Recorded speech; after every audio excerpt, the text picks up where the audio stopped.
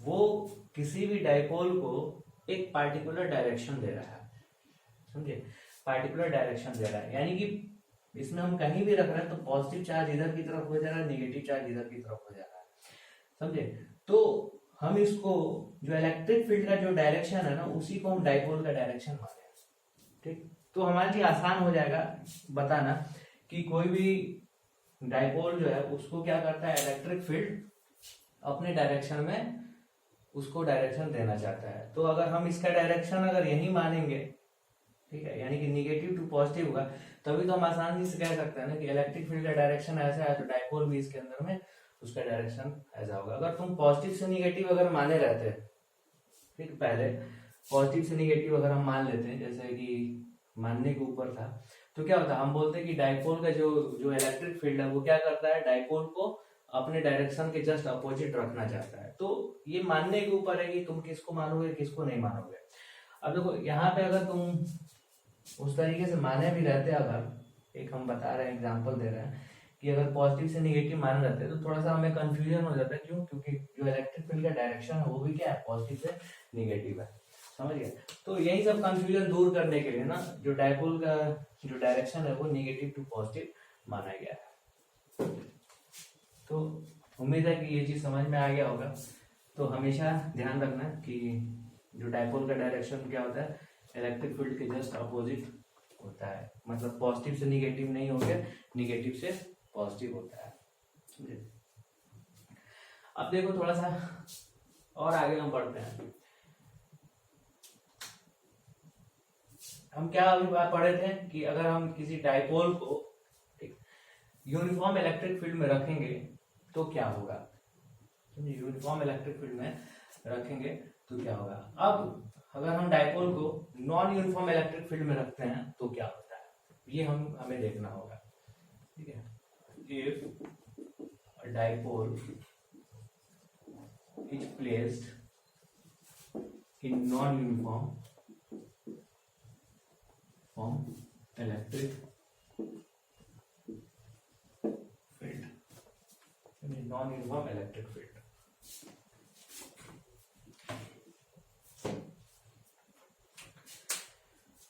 तो हम तुम्हें ऐसे पहले बता देते हैं, ठीक है, सारा केस इसमें नहीं पढ़ना है, ठीक। इसमें हमें क्या पढ़ना है, तो dipole if a dipole is placed in non uniform electric field, ठीक, नॉन यूनिफॉर्म इलेक्ट्रिक फील्ड, तो ये जो डाइपोल है ना, हमें इसका दो ही डायरेक्शन इसमें रखना है, समझे।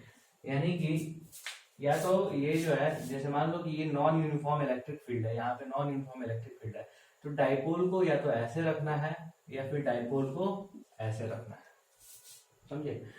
यानी कि ये जो डाइपोल का डायरेक्शन है वो या तो ऐसे रखना है या फिर इस तरीके से रखना है। तो क्या होगा, देखो अगर हम किसी एंगल पे रख देते हैं ना, ठीक, अगर हम किसी एंगल पे रख देते हैं तो थोड़ा सा कॉम्प्लिकेटेड हो जाता है, समझे। एंगल पे हम रख देंगे तो क्या होगा, थोड़ा सा कॉम्प्लिकेटेड हो जाएगा, और कॉम्प्लिकेटेड होने के बाद है ना, जो डाइपोल है ना, जैसे यूनिफॉर्म इलेक्ट्रिक फील्ड था तो उसमें क्या था, जो डाइपोल है वो रोटेट करना शुरू हो जाता था अगर किसी एंगल पे हम रखेंगे तो। लेकिन यहाँ पे क्या है, नॉन यूनिफॉर्म इलेक्ट्रिक फील्ड है ना, यहाँ पे रोटेट करते करते, ठीक है, रोटेट करते करते ना ये इधर की तरफ जाएगा। जैसे जैसे मान लो कि एक इतना बड़ा सा लकड़ी ले लो, समझे, इतना बड़ा सा ऐसे लकड़ी ले लो और यहाँ पे ना कुछ भारी सा बांध दो, ठीक है, ऐसे भारी सा कुछ बांध दो और इसको ना इधर से पकड़ के खूब तेज अगर फेंकते हो ना, तो जैसा मोशन यहाँ इसका होगा ना एकदम से कॉम्प्लिकेटेड होगा, यानी कि रोटेट भी करेगा और आगे की तरफ भी भागेगा और उसमें वाइब्रेशन भी होता रहता है, समझे। जैसे पेन की ही बात कर लो, या फिर पेन का जो रिफिल ले लो और इसमें छोटा सा आलू या फिर आटे का टुकड़ा यहाँ पे लगा के ऐसे फेंको, देखो कैसे ये भागता रहता है। तो उस तरीके का ये कॉम्प्लिकेटेड मोशन होता है, तो वो हमें नहीं जानना है, समझे, वो हमें नहीं जानना है, उसके बारे में हम डिस्कस भी यहाँ पे नहीं करेंगे। मैंने यहाँ पे बता दिया कि हाँ उस टाइप का मोशन होता है। तो यहाँ पे क्या है कि नॉन यूनिफॉर्म इलेक्ट्रिक फील्ड है और इसमें हम डाइपोल को रखते हैं, तो उसके ऊपर क्या असर पड़ता है, तो ये असर हम अभी देखेंगे। अब देखो दो टाइप का हम फील्ड लेते हैं, ठीक है। नॉन यूनिफॉर्म इलेक्ट्रिक फील्ड है, तो नॉन यूनिफॉर्म इलेक्ट्रिक फील्ड का मतलब क्या हो, या तो इंक्रीजिंग फील्ड हो या फिर डिक्रीजिंग फील्ड हो। तो यहाँ पे हम बताते हैं कि ये जो है डायरेक्शन ऑफ इंक्रीजिंग, ये जो है डायरेक्शन ऑफ इंक्रीजिंग फील्ड है, ठीक है। देखो इलेक्ट्रिक फील्ड है और उसका एक डायरेक्शन है, समझे, समझे इसको। ये इलेक्ट्रिक फील्ड है और इसका एक डायरेक्शन है, इलेक्ट्रिक फील्ड है, इसका डायरेक्शन, यानी कि इलेक्ट्रिक फील्ड का डायरेक्शन ये है, लेकिन इस डायरेक्शन में क्या हो रहा है, इंक्रीज कर रहा है। देखो यहाँ पे क्या है, इलेक्ट्रिक फील्ड का जो है जितना मैग्नीट्यूड है वहां यहाँ भी इतना ही है, यहाँ भी इतना ही है, तो इस टाइप के फील्ड को हम क्या कहेंगे, यूनिफॉर्म इलेक्ट्रिक फील्ड कहेंगे। लेकिन इलेक्ट्रिक फील्ड का डायरेक्शन इधर की तरफ है और ये यहाँ पे इसका मैग्नीट्यूड कुछ और है और यहाँ पे क्या है, कुछ और है और यहाँ पे कुछ और है, लेकिन इसके रेस्पेक्ट में इसका मैग्नीट्यूड ज्यादा है, इसके रेस्पेक्ट में इसका मैग्नीट्यूड, इसके रेस्पेक्ट में इसका मैग्नीट्यूड ज्यादा है, यानी कि जो इलेक्ट्रिक फील्ड का मैग्नीट्यूड है वो क्या हो रहा है, बढ़ते जा रहा है। समझे, इलेक्ट्रिक फील्ड का जो मैग्नीट्यूड है वो क्या हो रहा है, बढ़ते जा रहा है, समझे कि नहीं। तो इलेक्ट्रिक फील्ड का जब मैग्नीट्यूड बढ़ते जाएगा तो हम क्या कहेंगे, इंक्रीजिंग इलेक्ट्रिक फील्ड, ठीक। अगर इलेक्ट्रिक फील्ड का मैग्नीट्यूड अगर घटते जाएगा तो हम क्या कहेंगे, डिक्रीजिंग इलेक्ट्रिक फील्ड, समझे, इंक्रीजिंग इलेक्ट्रिक फील्ड और डिक्रीजिंग इलेक्ट्रिक फील्ड। तो देखो यहाँ पे इलेक्ट्रिक फील्ड का डायरेक्शन यहाँ पे, लेकिन ये क्या है, decreasing electric field, decreasing electric field.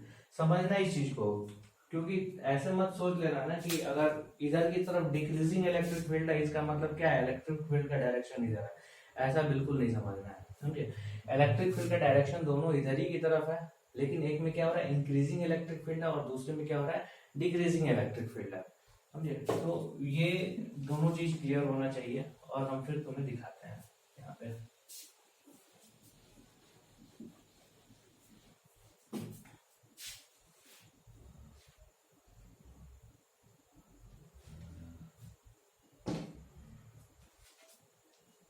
एक मार्कर है क्या, एक मार्कर है यहाँ पे, चलिए ठीक है। देखो ये हमारा क्या है, डायरेक्शन ऑफ इलेक्ट्रिक फील्ड, ठीक है। ये क्या है, डायरेक्शन ऑफ इलेक्ट्रिक फील्ड, ये भी क्या है, डायरेक्शन ऑफ इलेक्ट्रिक फील्ड।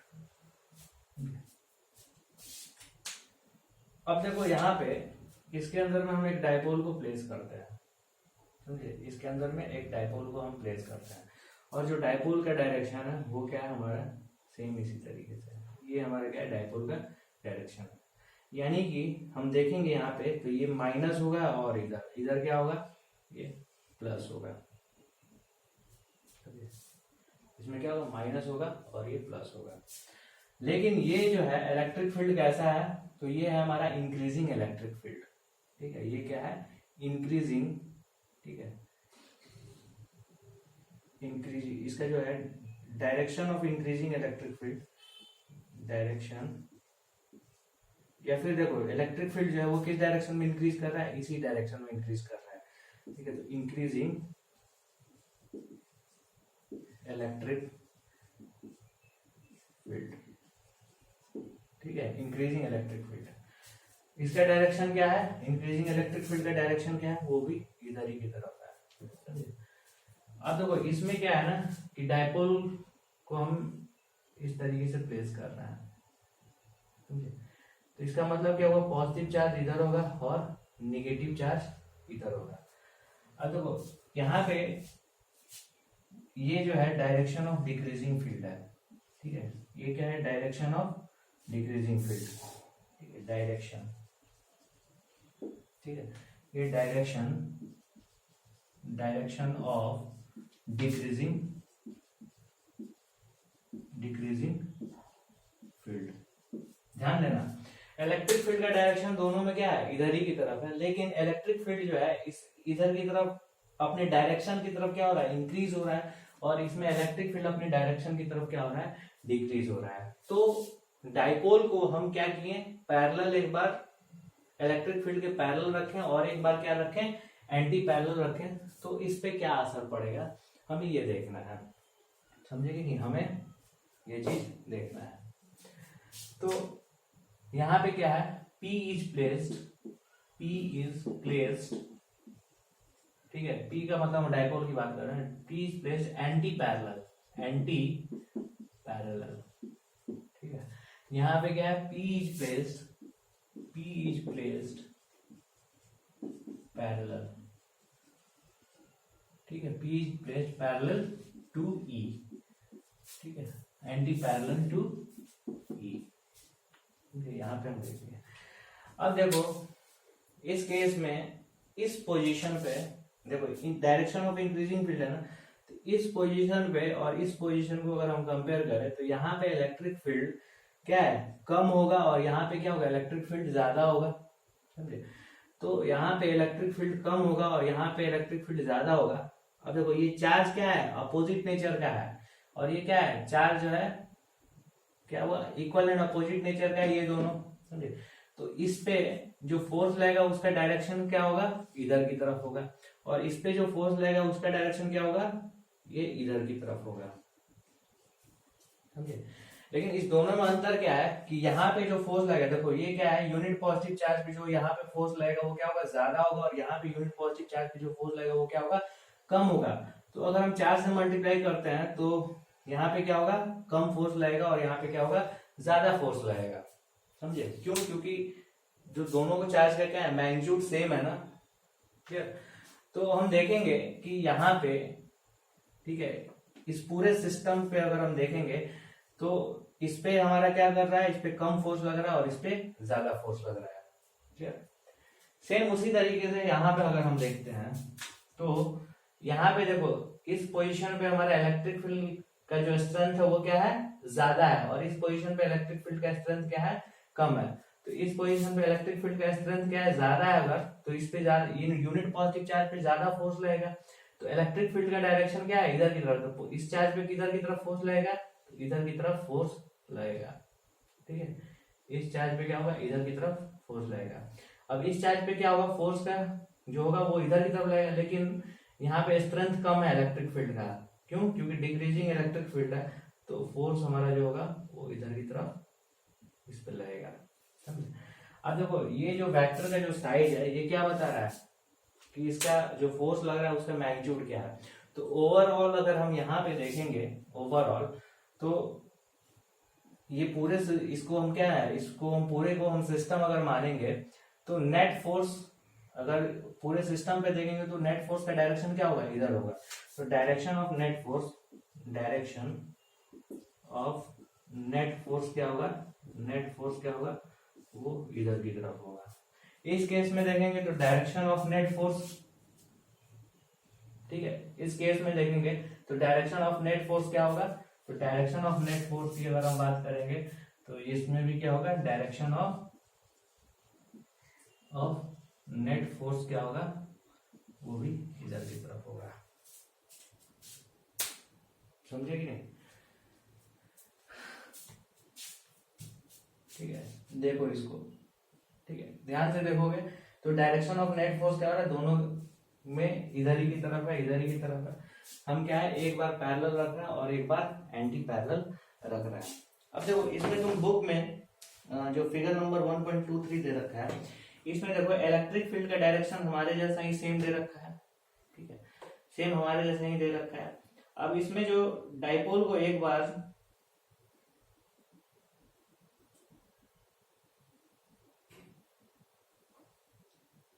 ठीक है, देखो इसमें क्या है, इस दोनों में देखो हमने जो बताया और इसमें जो बुक में दे रखा है, इस दोनों में सिर्फ एक अंतर है कि direction of increasing electric field ना, देखो इसमें क्या है, दो बुक में जो दे रखा है डायरेक्शन, दोनों में क्या है, direction of increasing electric field दे रखा है, ठीक है।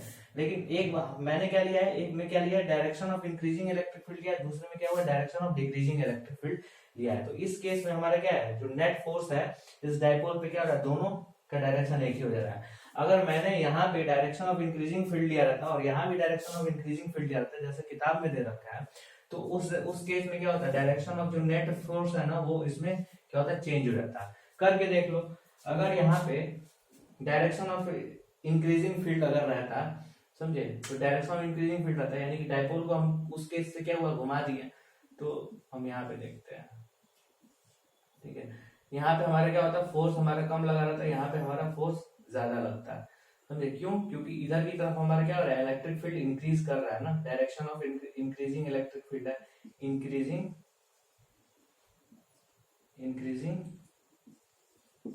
इलेक्ट्रिक फील्ड है, ठीक है, ये क्या हमारा डायरेक्शन। तो इस केस में क्या होगा, नेट फोर्स हमारा जो होगा वो इधर की तरफ लगेगा, नेट फोर्स इधर की तरफ लगेगा। तो तुम ना इसको पढ़ोगे किताब में और खुद से एनालाइज करोगे, समझे, खुद से ये कोशिश करोगे, समझे, जैसे तुम अलग अलग डिफरेंट केस भी ले सकते हो, जैसे मान लो कि इलेक्ट्रिक फील्ड को घुमा दो। तो जितना तुम अपने से खुद से ये प्रैक्टिस करोगे ना, उतना तुम्हारे दिमाग में बेहतर तरीके से बैठता जाएगा, ठीक। अब देखो तुम्हारे दिमाग में एक और चीज आ रहा होगा कि इलेक्ट्रिक फील्ड का डायरेक्शन और इलेक्ट्रिक फील्ड के इंक्रीज करने का डायरेक्शन में थोड़ा सा कंफ्यूजन हो रहा होगा, तो उसी चीज को हम डिस्कस करने अभी जा रहे हैं। और डिस्कस भी हम करेंगे तो एक एग्जांपल देके करेंगे, जैसे जो स्केल है या फिर कॉम्ब, कंघी, या फिर कंघी का छोड़ो, पहले जो प्लास्टिक रॉड और क्या था,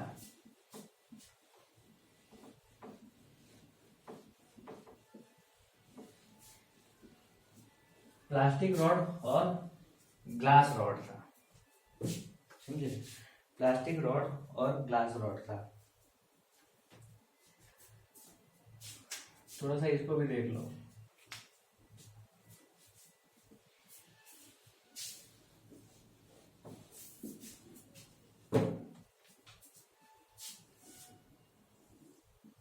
देखो ये हमारा क्या है, प्लास्टिक रॉड है, सॉरी ग्लास रॉड है, ग्लास रॉड है, क्लियर, और ये चार्ज होता था, समझे, ये चार्ज होता था, या फिर प्लास्टिक रॉड ले लें, ग्लास रॉड ले लें, कुछ भी ले लें, समझे। तो जैसे मान लो कि इसको हम सिल्क क्लॉथ से अगर हम रब कर देते हैं तो ये क्या होता था, पॉजिटिवली चार्ज हो जाता था।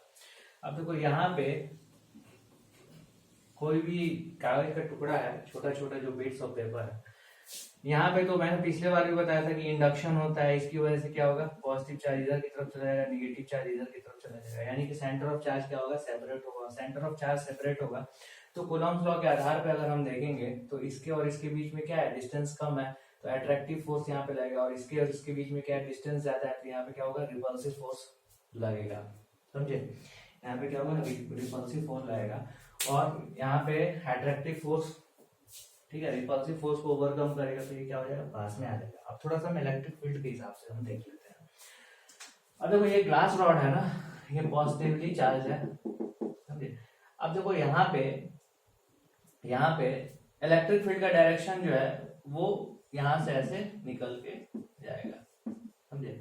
अब देखो यहाँ पे हम पैरेलल बनाए हैं, लेकिन एग्जैक्टली पैरेलल है नहीं, क्योंकि पैरेलल कब होता है, किस केस में होता है, जो इलेक्ट्रिक फील्ड लाइन जो है वो पैरेलल किस केस में होता है, तो हमें आगे चल के एक दो क्लास में हम पढ़ना शुरू करेंगे, समझे। तो यहाँ पे इलेक्ट्रिक फील्ड का स्ट्रेंथ, ठीक है, यहाँ पे क्या हो रहा है, डिक्रीज हो रहा है, ठीक है, जो इलेक्ट्रिक फील्ड ये जो होगा डिक्रीजिंग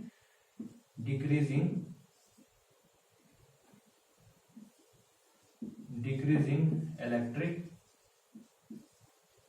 फील्ड, जो इलेक्ट्रिक फील्ड का स्ट्रेंथ है वो क्या हो रहा है, डिक्रीज हो रहा है, समझना इस चीज को, समझे, ये हम पैरेलल नहीं बनाया है, लेकिन इलेक्ट्रिक फील्ड का डायरेक्शन क्या है, इधर की तरफ है, और इलेक्ट्रिक फील्ड का जो स्ट्रेंथ है वो क्या हो रहा है, डिक्रीज हो रहा है। अब देखो ये जो है यहाँ पे माइनस माइनस माइनस यहाँ पे हुआ, और यहाँ पे प्लस प्लस प्लस हुआ, तो ये क्या हुआ, एक तरीके से हम कहेंगे तो ये एक मॉलिक्यूल जो भी है पेपर का, जो पेपर का जो bits, small bits of paper है, उसका जो है उसमें क्या हुआ, चार्ज का जो सेंटर है वो सेपरेट हो गया, चार्ज का सेंटर सेपरेट हुआ, तो ये क्या हो गया, ये माइनस आ गया, और यहाँ पे क्या हो गया, प्लस आ गया। अब देखो ये क्या है, डिक्रीजिंग इलेक्ट्रिक फील्ड है इस डायरेक्शन में, तो देखो यहाँ पे इलेक्ट्रिक फील्ड का स्ट्रेंथ और यहाँ पे इलेक्ट्रिक फील्ड का स्ट्रेंथ, ठीक है, हम इस दोनों को हम देखेंगे, समझे। तो यहाँ पे इलेक्ट्रिक फील्ड का स्ट्रेंथ क्या है, ज्यादा है, और यहाँ पे क्या है, इलेक्ट्रिक फील्ड का स्ट्रेंथ कम है। तो यहाँ पे हम देखेंगे ये क्या होगा, इसको अट्रैक्ट करेगा, और ये क्या करेगा, यही इलेक्ट्रिक फील्ड इसको क्या करेगा, रिपेल करेगा। तो ओवरऑल अगर हम पूरे को सिस्टम में मानते हैं तो जो फोर्स का डायरेक्शन क्या होगा, इधर होगा, यानी कि पूरे सिस्टम पे जो फोर्स लगेगा वो क्या होगा, इधर की तरफ लगेगा, तो ये क्या होगा, अट्रैक्ट होगा। तो देखो इस चीज को हम दोनों तरीके से एक्सप्लेन कर दिया है, समझे। तुम चाहो तो कूलम्ब लॉ के आधार पे भी एक्सप्लेन कर सकते हो और इस आधार पे भी एक्सप्लेन कर सकते हो। तो इलेक्ट्रिक फील्ड का जो कॉन्सेप्ट है वो अब तुम्हें समझ में आ रहा होगा ना कि वो भी कॉन्सेप्ट बहुत ही मतलब इम्पोर्टेंट है, बहुत ही सुविधाजनक है किसी भी फिनोमेना को एक्सप्लेन करने के लिए, समझ गए। अब देखो यहाँ पे अगर वही निगेटिव, ये प्लास्टिक रॉड की जगह यहाँ पे क्या रहता, negatively charge rod, sorry glass rod की जगह यहाँ पे क्या रहता, निगेटिवली चार्ज रॉड अगर रहता, समझे। तो निगेटिवली चार्ज रॉड रहता तो देखो इलेक्ट्रिक फील्ड का डायरेक्शन क्या है, इधर की तरफ हो जाता, समझे। इलेक्ट्रिक फील्ड का डायरेक्शन क्या होता है, इधर की तरफ हो जाता है, लेकिन डिक्रीजिंग इलेक्ट्रिक फील्ड ही रहता, ठीक, क्या होता है, डिक्रीजिंग इलेक्ट्रिक फील्ड ही रहता है। तो यहाँ पे उस वक्त क्या होता है, ये निगेटिव जाता है, इंडक्शन की वजह से ये पॉजिटिव चार्ज हो जाता है और ये क्या होता है, निगेटिव चार्ज हो जाता है। अब देखो डिक्रीजिंग इलेक्ट्रिक फील्ड है, यानी कि यहाँ पे पॉजिटिव चार्ज पे अट्रैक्टिव फोर्स यहाँ पे ज्यादा लगेगा और निगेटिव चार्ज पे रिपल्सिव फोर्स कम लगेगा, तो ओवरऑल सिस्टम पे भी क्या होगा, अट्रैक्शन होगा। तो दोनों चीज को मैंने एक्सप्लेन कर दिया। उम्मीद है सब कुछ समझ में आ गया होगा, समझे।